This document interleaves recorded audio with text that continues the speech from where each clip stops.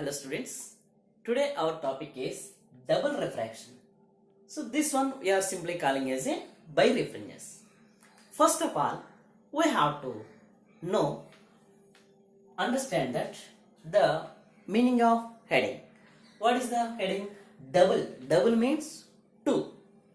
Refraction. So when the refraction takes place, when the light rays are traveling from the one medium to the another medium, okay, at the interface the light will change the direction. That is called as refraction. Why the light is changes its direction? Because of change of speed. Why it is changing the speed? Why? Because according as we know that as per Fermat's principle, we know that the light always chooses a shortest distance, or it wants to travel in a least time. Because of that, it is changes its speed. Okay, that is called as a refraction. So double refraction means two times refraction is happening. Where it is happening? Okay. For example, if we take a unpolarized light, example of the unpolarized light is the light which is coming from the sun. That is called unpolarized light. Why we are calling that unpolarized light? So why? Because that has two components. That is vertical components and also the horizontal components. So generally this is the representation of the unpolarized light. Okay, the double-ended arrows are representing that vertical vibrations of the atoms, and also the these whatever the dots, that means these are perpendicular to the bird. Okay, so these are representing as horizontal vibrations. So this is the representation of the unpolarized light. Okay, so now if we take that unpolarized light, if we are passing that one through the anisotropic crystal.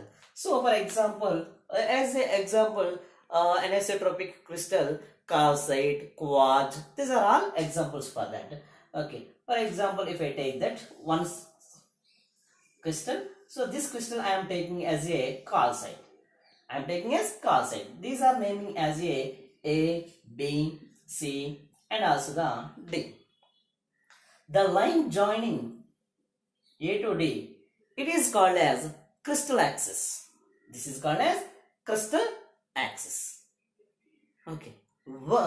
Now, so this is some angle. Now, if you take one line, okay, so that line I am taking like this is.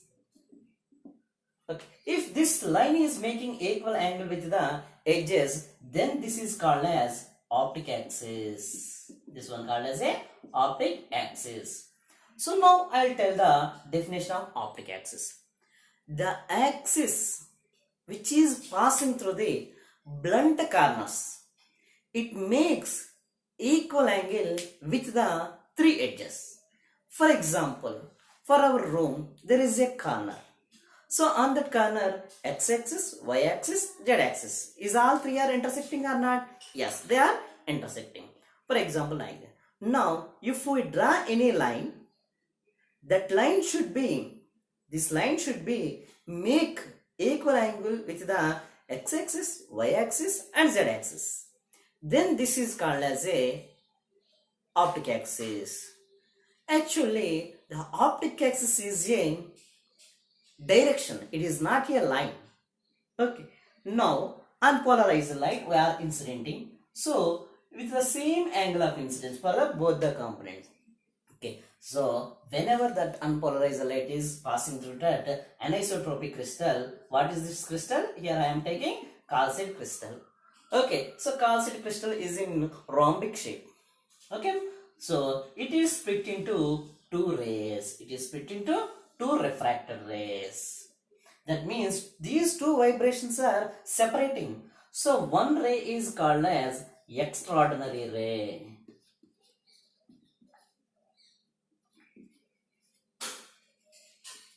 Okay, simply this one we are calling as E ray. And another refracted ray is called as ordinary ray. Simply we are naming that one as a O ray. Okay, that means here even though angle of incidence is same, so that ray is divided into two refracted rays. Okay, that phenomena is called as double refraction. Once again I am repeating.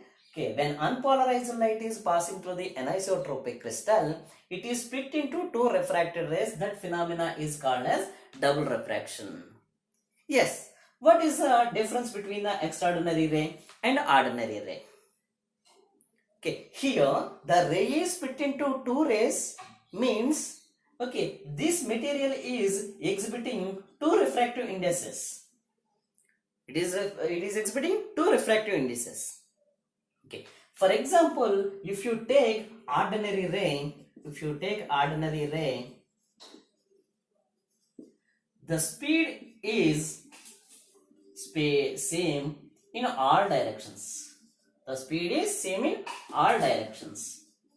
Regarding that one, the corresponding refractive index we may call as for the ordinary ray. That's why suffix O. Okay, so whenever speed is constant, the refractive index corresponding to that ray is also constant. Okay, but if you take the extraordinary ray, the name itself extra, okay, means whenever this extraordinary ray travels along the optic axis direction, the speed is same as ordinary ray. Okay, that means along extraordinary ray, along optic axis direction,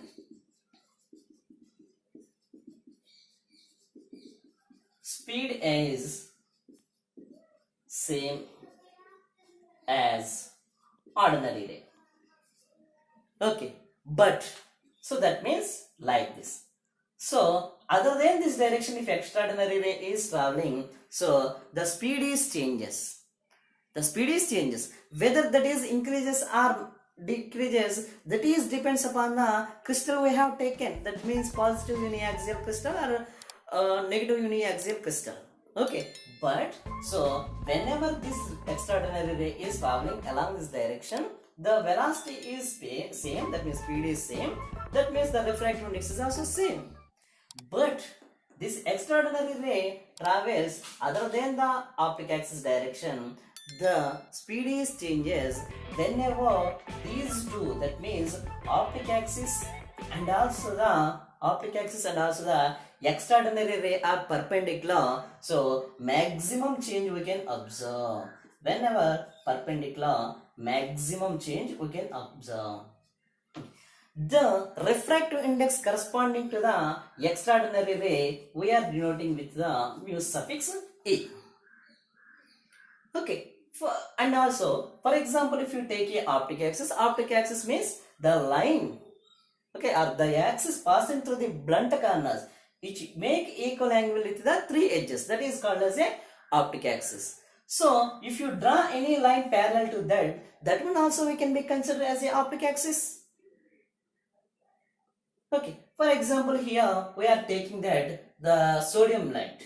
Okay, that means whose wavelength is lambda equals to 5893 angstroms.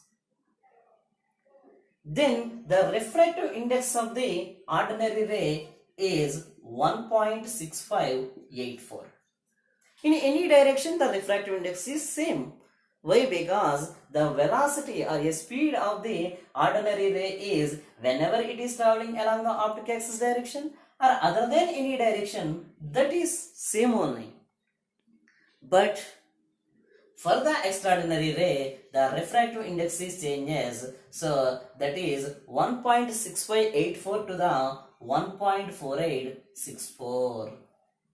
Okay, like this. Okay, we are dividing that unpolarized light into the extraordinary light, and that means polarized light. Okay, that's why this calcite crystal we are using as a analyzer. That means by using this calcite crystal, we are producing the plain polarized light. Okay, for example, if we are rotating this crystal, okay, so along the direction of incident ray, along the direction of incident ray. If we are rotating that one, this around the ordinary ray, the extraordinary ray is rotates. Extraordinary ray is rotates. Okay, this is the concept about the double refraction. Here, out of these two rays, if we eliminate one ray, we will get the polarized light. The type of arrangement was done by Williams-Nichols. That one we are calling as a Nichols prism.